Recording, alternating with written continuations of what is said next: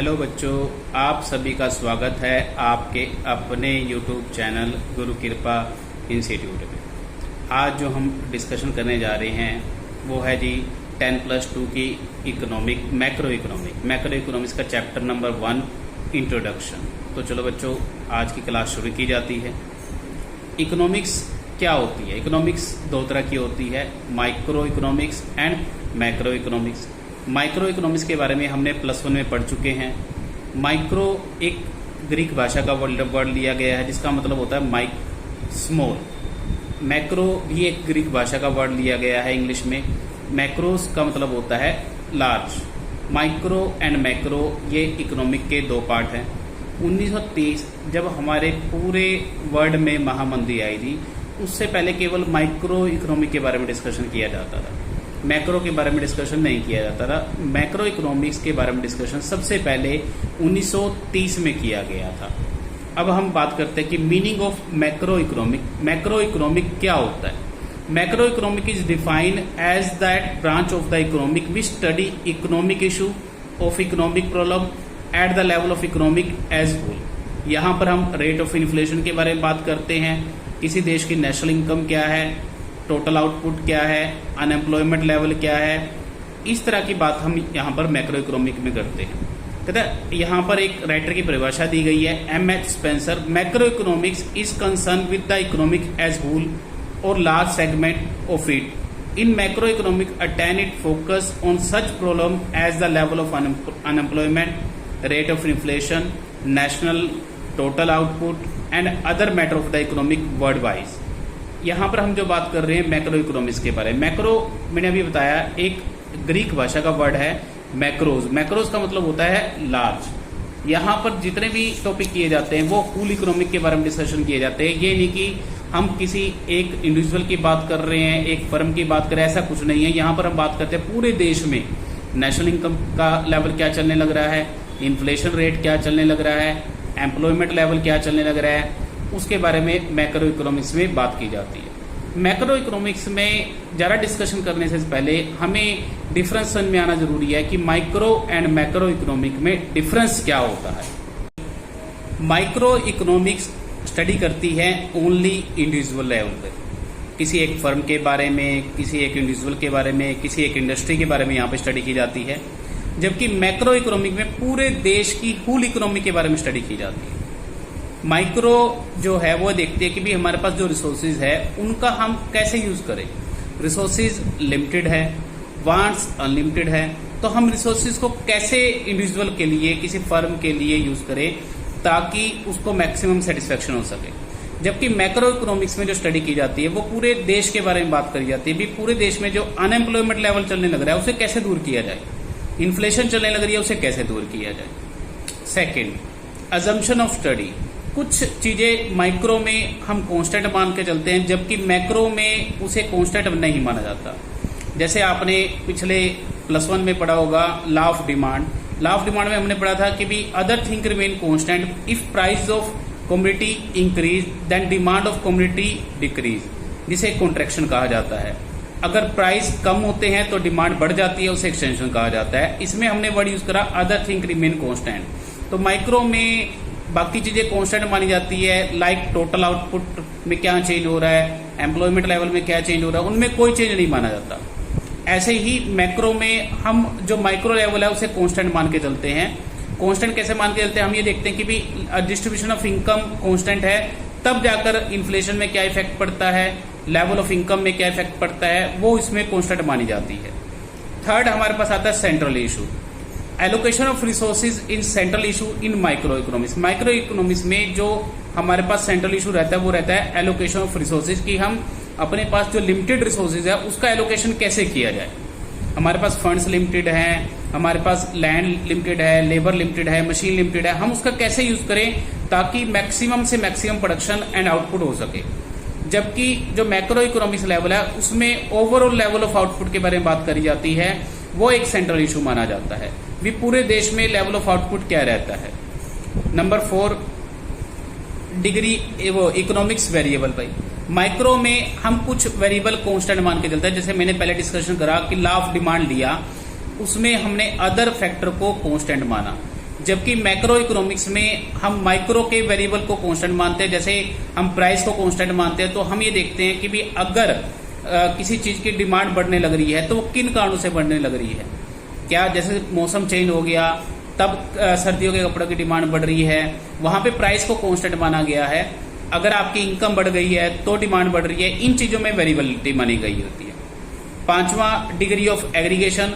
In micro there is A limited degree of aggregation, क्योंकि वहां पे हम केवल, अभी मैंने बात करी, हम एक इंडिविजुअल के बारे में, एक फर्म के बारे में, एक हाउस होल्ड के बारे में बात करते हैं, तो वहां डिग्री ऑफ एग्रीगेशन बहुत कम होता है, बहुत छोटे लेवल पे होता है।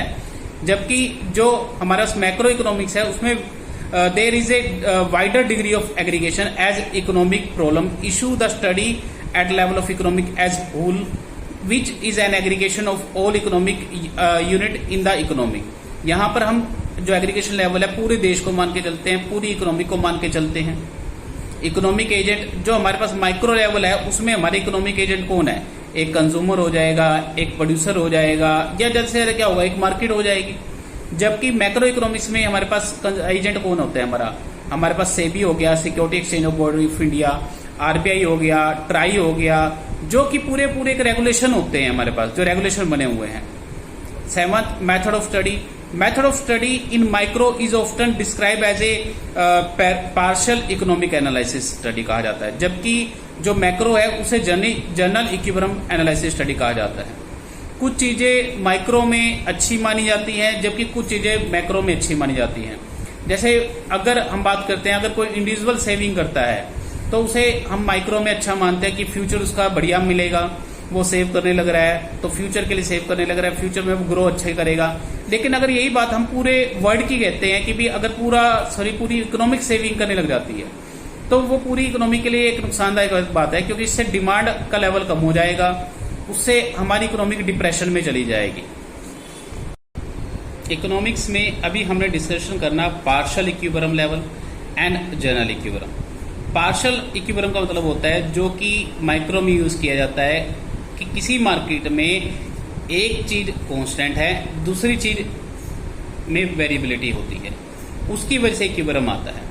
जैसे माइक्रो इकोनॉमिक्स में हमने डिस्कशन करा कि लेवल ऑफ इनकम में कोई चेंज नहीं आया, टेस्ट एंड प्रेफरेंस में कोई चेंज नहीं आया, तब किसी चीज के प्राइस के कम होने पर उसकी डिमांड बढ़ जाती है, जिसे हम एक्सटेंशन कहते हैं, और प्राइस के बढ़ने पर डिमांड कम हो जाती है, जिसे कॉन्ट्रैक्शन कहा जाता है। वो पार्शियल इक्विलिब्रियम का एक एग्जांपल होता है। जबकि मैक्रो इकोनॉमिक्स में हम लोग बात करते हैं जनरल इक्विलिब्रियम की। जनरल इक्विलिब्रियम जो कि ऑल द मार्केट में यूज किया जाता है, इन होल इकोनॉमिक यूज किया जाता है, उसे हम जनरल इक्विलिब्रियम कहते हैं। जनरल इक्विलिब्रियम जैसे कैपिटल मार्केट में यूज किया जाता है, सेबी के द्वारा यूज किया जाता है, आरबीआई के द्वारा यूज किया जाता है, वो जनरल इक्विलिब्रियम कहलाता है। इसके अलावा हमने अभी बात करी कि सेविंग करना एक अच्छी आदत है या बुरी आदत है। अभी बताया कि माइक्रो इकोनॉमिक्स में अगर हम सेविंग करते हैं वो हमारे लिए फायदेमंद है, क्योंकि फ्यूचर में जाकर उसका हमारे को बेनिफिट मिलता है, हमारी फर्म ग्रोथ करती है। लेकिन अगर पूरी इकोनॉमिक अगर सेविंग करने लग जाती है तो वो हमारी इकोनॉमी के लिए डिप्रेशन का कारण बन जाता है। तो यहाँ पे क्वेश्चन अराइज होता है, इज सेविंग ए वर्च्यू और वाइस? कहते हैं from the view point of an individual saving is a virtue. He can deposit his saving in A bank and can earn a regular income. आप पैसा bank में जमा करवाते हो 1 लाख रुपया, तो आप उससे हर महीने अपने पास इंटरेस्ट कमा सकते हो। लेकिन अगर पूरी इकोनॉमिक का पैसा बैंक में जमा हो जाए, सेविंग करने लग जाए, तो वो एक वॉइस होती है। क्यों? क्योंकि everybody save more, expenditure tend to decline. In cases decline the aggregate demand also decline, और इसकी वजह से हमारे देश में डिप्रेशन आ जाता है। इन्वेस्टमेंट लेवल क्या हो जाएगा? हमारा लो हो जाएगा। क्यों? अगर हमारे पास प्रोड्यूसर माल नहीं बनाएगा, प्रोड्यूसर माल क्यों बनाएगा? अगर डिमांड नहीं होगी तो प्रोड्यूसर माल भी नहीं बनाएगा। वो माल नहीं बनाएगा, एम्प्लॉयमेंट लेवल कम हो जाएगा, इनकम लेवल कम हो जाएगा, उससे हमारी फुल इकोनॉमिक डिक्लाइन हो जाएगी, पूरी इकोनॉमिक में हमारे पास डिप्रेशन आ जाएगा। तो अगर बात करी जाए कि माइक्रो लेवल पे तो सेविंग विचू है, जबकि मैक्रो लेवल पे ये वॉइस होती है। तो दोनों के साथ हमने कंपैरिजन किया कि भी सेविंग क्या है, विचू है या वॉइस है। अब हमारा नेक्स्ट क्वेश्चन राइज होता है, क्या मैक्रो इकोनॉमिक्स का क्या स्कोप है, जिसे हम सिग्निफिकेंस ऑफ मैक्रो इकोनॉमिक्स कहते हैं।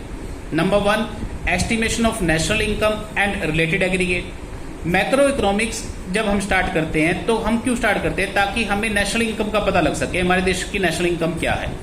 हम अपने देश की नेशनल इनकम को निकालना चाहते हैं। नेशनल इनकम को निकालने के लिए हमारे पास 3 मेथड है, जिसके बारे में हम आगे डिस्कशन करेंगे। Value added method, expenditure method, income method. ये कैसे निकाले जाते हैं, इसके लिए हमें जीडीपी के बारे में पता होना जरूरी है, ग्रोस डोमेस्टिक प्रोडक्ट के बारे में, नेट डोमेस्टिक प्रोडक्ट के बारे में पता होना जरूरी है, जो मैक्रो इकोनॉमिक्स हमें एनालाइज करने में हमारी हेल्प करती है। Second, theory of unemployment and employment. हमारे देश में एम्प्लॉयमेंट लेवल क्या है, अनएम्प्लॉयमेंट लेवल क्या है, इसके बारे में डिस्कशन हम मैक्रो इकोनॉमिक्स में करते हैं। हमारे पास केंजियन की थ्योरी आती है। Keynesian theory of employment is a notable significance in the contest. It explains the causes of unemployment and suggests the possible remedies to combat it। भी कैसे हमारे देश में अनएम्प्लॉयमेंट बढ़ने लग रही है, हम उससे कमबैक कैसे कर सकते हैं, हम उससे कैसे निपट सकते हैं, इसके बारे में हम बात करते हैं। वो भी मैक्रो इकोनॉमिक्स में किया जाता है। तीसरा, थ्योरी ऑफ मनी। जो हमारे देश में मनी है वो कौन बनाता है भाई, आरबीआई के द्वारा बनाई जाती है एंड इंडियन गवर्नमेंट्स के द्वारा बनाई जाती है। लेकिन सर्कुलेट किसके द्वारा की जाती है, सेंट्रल बैंक्स के द्वारा सर्कुलेट की जाती है। तो ये पूरे देश में कैसे सर्कुलेट की जाती है, जैसे आपने देखा होगा जब पूरे देश में नोटबंदी की गई थी हमारे देश के पीएम के द्वारा, तब पूरे देश में नोटबंदी के बाद एकदम से सभी बैंकों में नोट कैसे पहुंच गए, 2000 के और 500 के नोट। ये हम कैसे स्टडी करेंगे, ये भी मैक्रो इकोनॉमिक्स में स्टडी करेंगे। Theory of general price level, inflation कैसे आता है, डिफ्लेशन कैसे आता है, और इन्फ्लेशन और डिफ्लेशन को कैसे कंट्रोल किया जाता है, ये सभी हमारे पास मैक्रो इकोनॉमिक्स में डिस्कशन करने के हमारे पास टॉपिक है। पांचवा, रोल ऑफ गवर्नमेंट क्या रहता है, गवर्नमेंट बजट कैसे बनाती है। गवर्नमेंट के द्वारा जो बजट बनाया जाता है हर साल 1 फरवरी को बनाया जाता है, और पूरे देश में अप्लाई कब किया जाता है बच्चों, वो 1 अप्रैल से अप्लाई किया जाता है। तो गवर्नमेंट कैसे बजट तैयार करती है, कैसे लेवल ऑफ इकोनॉमिक एक्टिविटी देखती है, वो मैक्रो इकोनॉमिक्स का हमारे पास सिग्निफिकेंस रहता है। छठा, 6, exchange rate and balance of payment. Determination of exchange rate and why it is manage is an important element of the scope of macro economic. Exchange rate क्या होता है, जब भी हम किसी दूसरी कंट्री के साथ इंपोर्ट और एक्सपोर्ट करते हैं तो हमें उस देश की कंट्री में उस देश की करेंसी के अंदर पेमेंट करनी पड़ती है। तो वो कैसे की जाती है, वो एक्सचेंज करवानी पड़ती है हमें, हमारे रुपीस को डॉलर्स में, पाउंड में कन्वर्ट करवाना पड़ता है। तो जिस रेट के ऊपर वो कन्वर्ट होता है उसे एक्सचेंज रेट कहते हैं। एंड बैलेंस ऑफ पेमेंट क्या होता है, जब हम एक्सपोर्ट एंड इंपोर्ट करते हैं तो वहां नेट बैलेंस देखा जाता है कि हमने उनको पैसे देने हैं या उनसे पैसे लेने हैं, इसे बैलेंस ऑफ पेमेंट कहा जाता है। इसके बारे में हम हमारी बैलेंस ऑफ पेमेंट की वीडियो में बात करेंगे। Briefly, as a specialized branch of economic, macroeconomics focus on such issue which explain how an economic function, how can it be managed, regulate कैसे की जाती है, social welfare कैसे होता है, इन सभी के बारे में हमारे को मैक्रो इकोनॉमिक्स के पता लगता है। इसके अलावा अब हम बात करते हैं significance of macro economics. Number 1, description of economic. जो हमारी मैक्रो इकोनॉमिक्स है वो हमारे को हमारे देश की नेशनल इनकम कैसे निकाली जाती है, एस्टिमेशन कैसे करते हैं, वैल्यू एडेड मेथड का इस्तेमाल कैसे किया जाता है, एक्सपेंडिचर मेथड का कैसे इस्तेमाल किया जाता है, वो निकालने में हमारी मदद करती है। हमें अगर देखना है कि अनएम्प्लॉयमेंट कैसे है, किस लेवल का अनएम्प्लॉयमेंट है हमारे देश में, बढ़ रहा है, घट रहा है, उसे कैसे दूर किया जाएगा, वो करने में हमारी मदद करती है। हमारे देश के हमारे देश में फाइनेंशियल मिनिस्टर, हमारे देश के फाइनेंस मिनिस्टर के द्वारा जब बजट बनाया जाता है तो वो बजट कैसे बनाया जाता है, हम हर साल जो डेफिसिट बजट पेश करते हैं, क्यों पेश करते हैं, ये हमारे को हमारी मैक्रो इकोनॉमिक्स में पता लगता है। Number 2, road map of growth and development. हमारे को हर साल ग्रोथ करनी है, कोई भी देश जब तक ग्रोथ नहीं करेगा वो पीछे रह जाएगा। तो हमारा इंडिया एक डेवलपिंग कंट्री है, उसे ग्रोथ कैसे करनी है, उसके लिए रोड मैप तैयार किया जाता है। मतलब हर साल कितने का बजट पेश किया जाएगा, कैसे डेवलपमेंट होगी, पॉलिसीज बनाई जाती हैं, इसके लिए प्रोग्राम तैयार किए जाते हैं, वो मैक्रो इकोनॉमिक्स के द्वारा किए जाते हैं। इसके अलावा हमारे देश में जो इकोनॉमिक प्लानिंग बनाई जाती है वो इसलिए भी बनाई जाती है ताकि हमारी इकोनॉमी स्टेबिलिटी रह सके, डिक्लाइन ना हो सके। मॉनेटरी जो उनसे रिफॉर्म लेके आए जाते हैं वो इसलिए लेके आए जाते हैं ताकि इकोनॉमिक एकदम से अप ना जाए, इन्फ्लेशन ना आए, एकदम से डिक्लाइन ना हो, डिफ्लेशन ना होए, उसे इकोनॉमिक स्टेबिलिटी कहते हैं। Fourth, balance of payment status. अभी हमने डिस्कशन करा बैलेंस ऑफ पेमेंट क्या होता है कि अगर हम फॉरेन कंट्री से कोई भी एक्सपोर्ट या इंपोर्ट करते हैं, चाहे वो गुड्स का कर रहे हैं, चाहे वो सर्विसेज का कर रहे हैं, तो हमें ये देखना है कि हमने उनके पैसे देने हैं या वहां से पैसा लेना है। उसे बैलेंस ऑफ पेमेंट स्टेटस कहा जाता है। उसके बारे में भी मैक्रो इकोनॉमिक हमारी हेल्प करती है। Fifth, problem of poverty and environmental pollution. भाई हमारा इंडिया में जो पॉपुलेशन है वो बहुत तेजी से बढ़ रही है, इस वजह से इंडिया में पॉवर्टी भी बढ़ रही है और एनवायरमेंटल पोल्यूशन भी होता जा रहा है। तो उसे कैसे दूर किया जाएगा, इसके बारे में हम डिस्कशन करते हैं। इसके अलावा पॉलिसीज बनाना, अलग अलग aggregate demand, aggregate supply, total consumption, investment expenditure, इन सभी के बारे में पॉलिसी हमारे पास मैक्रो इकोनॉमिक्स में बनाई जाती है।